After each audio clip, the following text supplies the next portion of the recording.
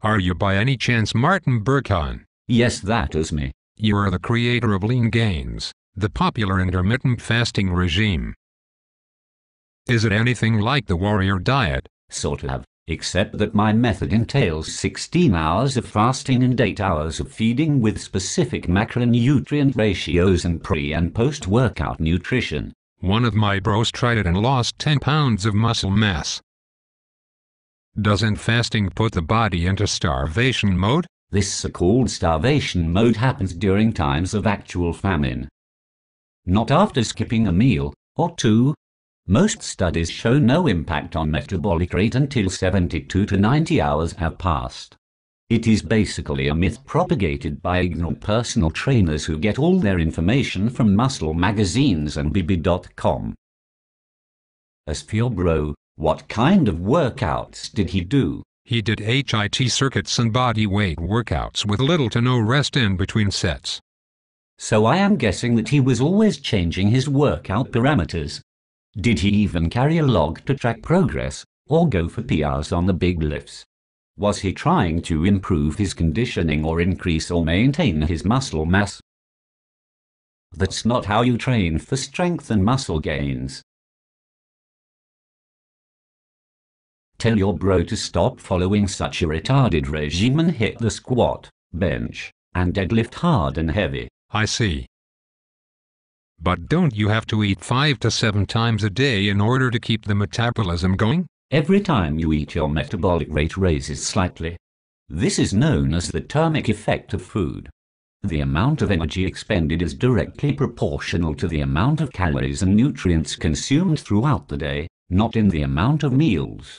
At the end of the day, the average thermic effect of calories is 10%. Studies show no difference between 3 meals per day and 6 meals. But everyone knows that breakfast is the most important meal of the day. It is common knowledge that breakfast skippers tend to be fatter. People who skip breakfast are also more likely to be dieting. Thus, by default, they are also likely to be heavier than non-dieters. Keep in mind that most people who resort to breakfast skipping are not the type that sit around and read about nutrition. They are like most people dieting in a haphazard manner. The type to go on an 800-calorie crash diet and then rebound, gaining all the weight back.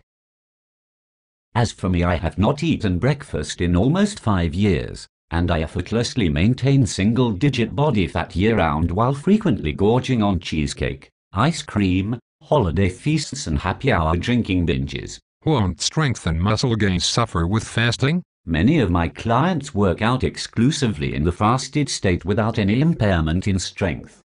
As for me, I deadlift over 600 pounds, squat 500 and bench press 300.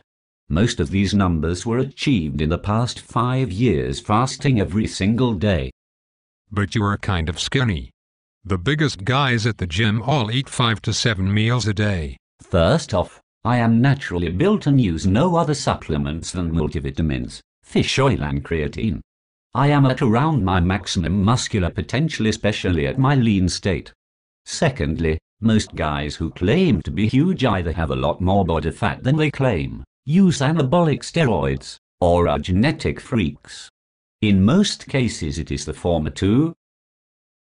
Even when people point to large natural strength athletes who might be 270 to 280 pounds natural, by the time you figure in 28 to 30% body fat, that still puts them right back at a lower lean body mass. What about hunger control and blood glucose? Meal frequency is highly individual. Ghrelin is a hunger hormone which rises in anticipation of a meal and is in tune with your day-to-day meal pattern.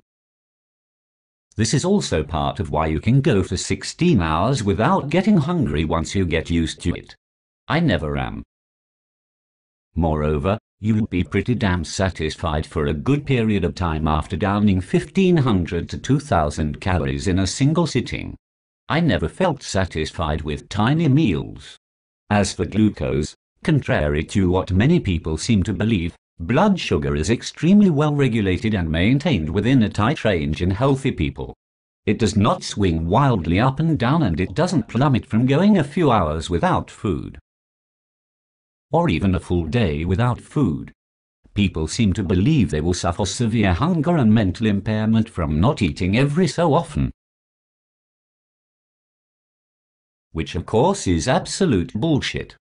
There's no need to eat regularly to maintain blood sugar, as it maintains itself just fine and adapts to whatever meal pattern you choose. How come everything you're saying contradicts what the big guys and magazines say? Here's my advice to you. Stop listening to Brossins and the bullshit magazines and do some scientific research. I get a lot of my information from scientific journals and PubMed.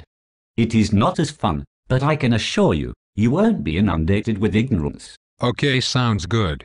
Even still, I tried intermittent fasting for a week and I could not get used to it. Listen, kid, my firm belief is that the best diet is the one that you can stick to permanently. For me, intermittent fasting makes my life that much easier. With the 5 to 7 meals a day, I became a social hermit in order to get to a lean state. It was not a fun life at all. However, for some, 5 to 7 meals a day is just right for them. Do whatever works for you. Just don't get caught up in mainstream bullshit.